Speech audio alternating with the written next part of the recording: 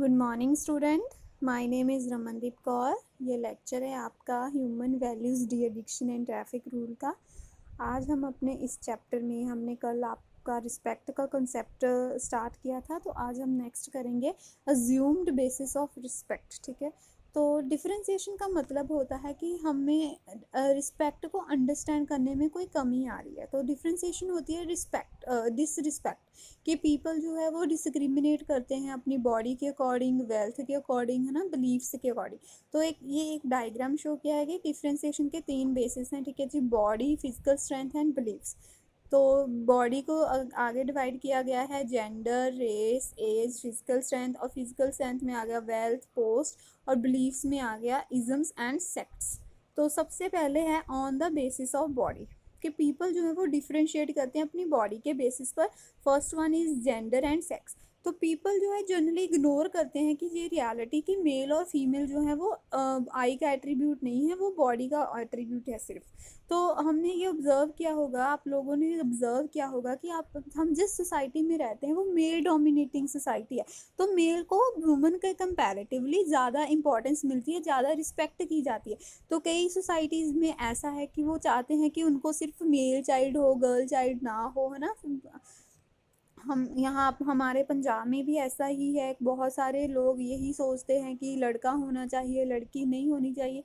पर कई दूसरी कंट्रीज़ में ऐसा भी हो सकता है कि वहाँ वो सिर्फ लड़की चाहिए उनको, है ना, फीमेल चाइल्ड चाहिए, मेल चाइल्ड ना चाहिए हो, है ना। तो नेक्स्ट इज तो जेंडर के बेसिस पर भी हम जेंडर के बेसिस पर करते हैं। अगर ये मेल है तो इसको ज़्यादा रिस्पेक्ट है, या फीमेल है तो उसको छोड़ो, इसको क्या रिस्पेक्ट करनी, है ना। Next is race. पीपल जो है वो ट्रीट करते हैं दूसरों को अदर, है ना, डिफरेंट वे में ट्रीट करते हैं जो सिमिलर कास्ट के, है ना, बिलोंग करते हैं सिमिलर रेस के साथ। फॉर एग्जांपल डिफ्रेंसिएशन जो है वो उनकी स्किन कॉम्प्लेक्शन के बेसिस पर करते हैं। स्किन कॉम्प्लेक्शन मीन्स कि ये गोरा है, ये काला है, ये काला है तो इसको छोड़ो, इसको रिस्पेक्ट नहीं करनी है, गोरा है तो इसको रिस्पेक्ट करनी है। ठीक है, कास्ट के बेसिस पर कि इसकी कास्ट अपर क्लास, है ना, ये हाई क्लास कास्ट है इसकी, तो इसको हमने रिस्पेक्ट करनी है, जो छोटी कास्ट का उसको रिस्पेक्ट नहीं करनी। ये सारी चीज़ें गलत है। ठीक है, कि हमने रेस के अकॉर्डिंग और रेस के ऊपर उसको नहीं देखना, हमने सिर्फ ये देखना है कि ये पर्सन है। ये नहीं देखना कि वो किस कम्प्लेक्शन, उसकी स्किन कम्प्लेक्शन क्या है, उसकी रेस क्या, उसकी कास्ट क्या है, कि ये इस कास्ट का है तो मैंने इसको रिस्पेक्ट करनी है, इस कास्ट का है तो डिसरिस्पेक्ट। ये चीज़ें नहीं देखनी हमने। ठीक है, कि हमें गॉड ने इक्वल बनाया है, सारे बंदों को इक्वल बनाया है, तो हमने सारे की रिस्पेक्ट करनी है, उनको उनकी रेस के बेसिस पर, कास्ट के बेसिस पर हमने डिसरिस्पेक्ट नहीं करना। ठीक है, तो नेक्स्ट इज एज।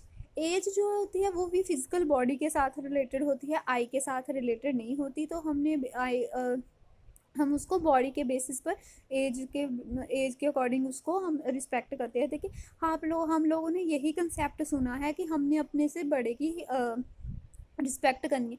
कभी आपने ये कंसेप्ट थोड़ी सुना होगा कि जो हमारे एल्डर हैं उन्होंने भी अपने छोटों की रिस्पेक्ट करनी है, अपने यंगस्टर की।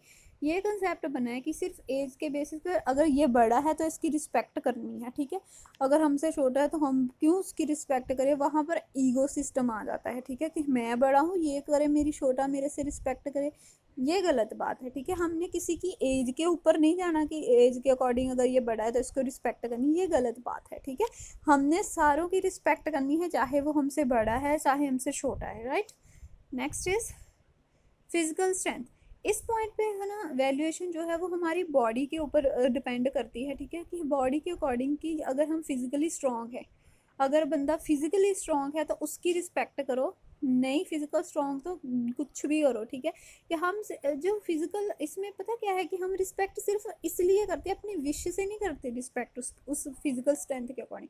सिर्फ इसलिए करते हैं कि ये भाई ताकतवर बंदा है, हमें नुकसान ना पहुँचा दे, डर से ही हम उसकी रिस्पेक्ट कर देते, चाहे आप उस बंदे को बिल्कुल पसंद ना करते हो, बस उसको, आपको ये है कि ये मेरे से ज़्यादा स्ट्रॉन्ग है, अगर मैंने इसको डिसरिस्पेक्ट किया तो ये मेरे को हार्म कर देगा। तो उसी बेसिस पर हम उसकी फिजिकल स्ट्रेंथ को देकर उसको बोल देते हैं फिजिकल स्ट्रेंथ को देखकर उसको रिस्पेक्ट करते हैं। अगर दूसरी साइड अगर हमारे सामने कोई कमज़ोर सा बंदा खड़ा हो तो वहाँ पर हम अपना रोब दिखाते हैं, उसको डिसरिस्पेक्ट करते हैं कि ये तो मेरे से वीक बंदा है, मैंने इसको कुछ कह भी दिया तो ये मेरा क्या उखाड़ लेगा, है ना। तो फिजिकल स्ट्रेंथ के अकॉर्डिंग हम रिस्पेक्ट करते हैं बंदों की। On next is second part था हमारा on the basis of physical facility. People जो है वो डिफ्रेंशिएट करते हैं अपनी फिजिकल फैसिलिटी के बेसिस पर, ठीक है जी। First one is wealth. People जो है वो उनको वेल्थ के बेसिस पर है ना, जितनी उनके पास वेल्थ है, पोजेशन है, उसके बेसिस पर है ना उसको रिस्पेक्ट करते हैं। पीपल ये नहीं देखते कि इस बंदे का रियल करेक्टर क्या है, कि ये बंदा डिजर्व भी करता है, जो रिस्पेक्ट उसको दे रहे हैं क्या ये बंदा डिजर्व कर भी रहा है कि नहीं कर रहा, बस उसको रिस्पेक्ट दे रहे हैं उसकी वेल्थ के पास, कि इसके पास पैसे है तो हमने इसको रिस्पेक्ट करनी है। आप लोगों ने पंजाबी की वो कहावत सुनी है ना कि जेदी कोठी दाने उदे कमले भी सियाने, तो वो सेम चीज़ यही है कि जिसके पास पैसा है वो बंदा सियाना है, बाकी जो है बाढ़ में जाओ, ठीक है। बाकी को वो देखते ही नहीं है कि आप कहाँ हो कहाँ नहीं हो, है ना। मतलब कि वेल्थ, जो गरीब बंदा है उसकी तो वो उसको तो कुछ मानते ही नहीं है, तो सिर्फ उसको मानते हैं जिसके पास पैसे है, उसकी तारीफ में लगे रहते हैं। गरीब बंदे को कोई पूछता ही नहीं, चाहे गरीब बंदा उस अमीर बंदे से ज़्यादा रिस्पेक्ट जो है डिज़र्व करता हो। तो ये वही है, वही सारा कंसेप्ट है जो मैंने आपको अभी मुहावरा बोला है, आपको कहावत बोली है पंजाबी की। वही चीज़ है कि जिसके पास पैसा है उसको आप उसकी वाहवाही करोगे, उसकी रिस्पेक्ट करोगे, दूसरे बंदे को आप पूछोगे तक नहीं, ठीक है। तो सोसाइटी में ऐसे ही लोग हैं। Next is post.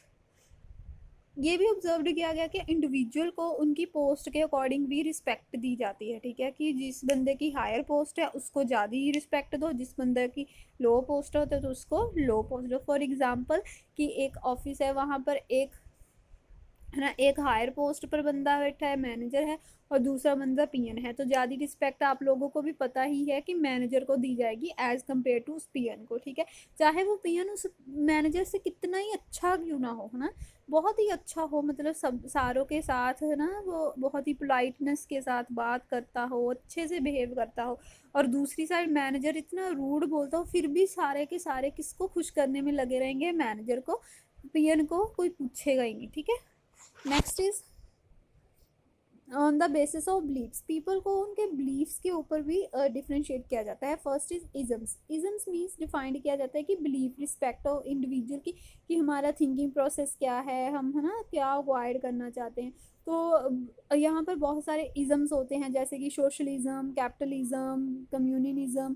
तो पीपल जो इनको फॉलो करते हैं अपने चाइल्डहुड से जब अपनी मेच्योरिटी पर स्टेज पर आकर, उसको हम सोशलिस्ट, कैपिटलिस्ट, कम्युनिस्ट बोल देते हैं, ठीक है जी।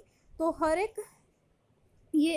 एक बंदे का बिलीफ होता है कि उसको अपनी एस्पिरेशंस, थॉट, ओपिनियन उसके अकॉर्डिंग उसको डिफ्रेंशिएशन दी जाए, उसको रिस्पेक्ट दी जाए, डिसरिस्पेक्ट की जाए।